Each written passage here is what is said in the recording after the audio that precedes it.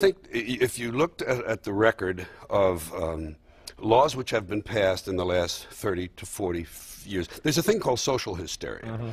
Social hysteria is whipped up generally by the media. Crime, in Nixon's time, crime was the big social hysteria issue. There's too much crime, they're coddling, the courts are coddling the criminals, we have to tougher laws. So a lot of civil liberties went away in terms of the rights of criminals and the rights of the accused and people going on trial. These were limited, they were cut down. These rights which are guaranteed by the Constitution and the Bill of Rights. Another social hysteria, drugs. The drug thing happened, same thing. Big flow of drugs, we're going to fight the drugs, we need newer, tougher laws, we need draconian sentences, we need to be able to go into houses, we need to be able to do this, and we have reasonable, all of these shortcuts have resulted in less liberties because of social hysteria. The media whips up the frenzy. People get all excited.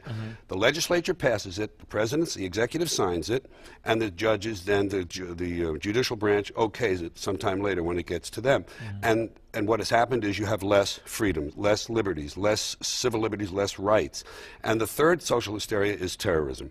That was whipped up. Now it's a little more cause there. You look at the 9/11; it's a very dramatic event.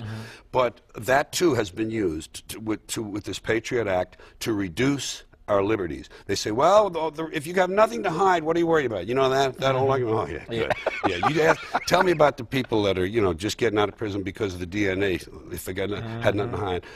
It's just, listen, this country is owned by the ownership class. They do pretty much what they want.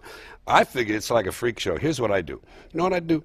To me, if you're born in the world, you get a ticket to the freak show. They give you a ticket to the freak show. If you're born in America, you got a front row seat. So some people